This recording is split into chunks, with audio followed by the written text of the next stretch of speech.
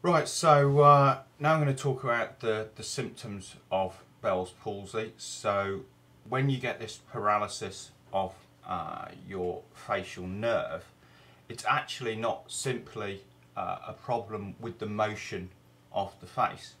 That is part of it, and it's probably the most noticeable thing, and it's the thing which causes, I think, the most problems. Certainly, as I felt, it's very problematic. But if you actually look at the other things that you've got, the one thing I did notice was the swelling of the nerve itself causes a sensitivity in the ear, which isn't directly related to the facial nerve, but it's definitely one of the symptoms. So very acute hearing. When I was in the hospital, I could hear, people's conversations right across the room, kind of thing. And now loud noises, even the dog barking or the phone ringing. That was very intense.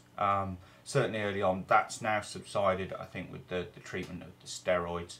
So the sound was one of the symptoms that came on.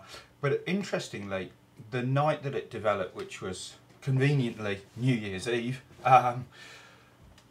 I noticed that my food didn't taste right. Down the side of the right hand side of my tongue, my food didn't taste right, and that was actually the first thing that I noticed that was wrong, because it was my wife that noticed that I was starting to develop the facial paralysis. But it was me sitting there thinking, hold on, this food doesn't taste right, and I cooked it, so I thought it should taste a certain way. So that's interesting, and the facial nerve does have does work on the taste buds on the tongue, but luckily it doesn't affect the motion of the tongue, because if your tongue starts to have problems, then you've got a whole world of difficulty in terms of you swallowing, and that would be bad. And I think anybody who's got Bell's palsy will understand that that eating is problematic enough without your tongue not being able to work. So that's that. Now, so the motion of the face is probably best illustrated by doing a few poses. So talking, you can see that I'm now lopsided, and my face is trying to compensate by using the muscles more on one side. But if I try and shut my eyes, it's not very good. Have noticed though, starting to get some positive response from the exercises I'm doing. My eye motion in terms of eyelids, I'm starting to get some motion in terms of them moving now. So that's brilliant, isn't it? You got to be pleased when you got some motion coming back. So the exercises are paying off. Mouth is definitely quite distorted. So if I blow a kiss, it's all really messed up. If I try and smile, that's it's just simply not happening, is it? So yeah.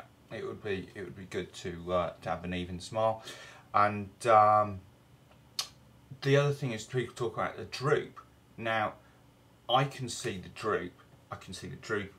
In comparison in my eyelids, so there's some droop there, and I can see that there's a bit of unevenness in the face. But I didn't notice it as a droop when I first had it. It was lack of motion. And I've actually noticed that the stretching exercises that I'm doing to keep my face loose and to keep it mobile, that's actually had the impact of increasing the droop that I'm sensing. So your muscles can tighten when they're not being used, and now by stretching them out, which is important to do that so that you've got motion as the nerve comes back in, that's when I think you start to see the droop. But I know everybody's different, and some people see droop straight away, some people see a lot of droop. The corner of their mouth is, it's really drooping, and it changes. So I would say droop isn't something that I noticed straight away, but now it's coming on as I go through the therapy. So as I say, I'm quite pleased today, because we're noticing some difference in movement around my eye, and just it's the tiniest amount of movement in the eyelid. So we can it's moving. Wasn't moving at all. So that's good.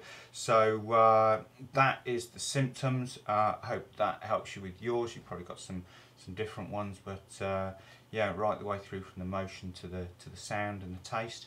And I think be tackling exercises next, and I'll show you some of the exercises that are helping me, and hopefully they'll help you as well. Okay.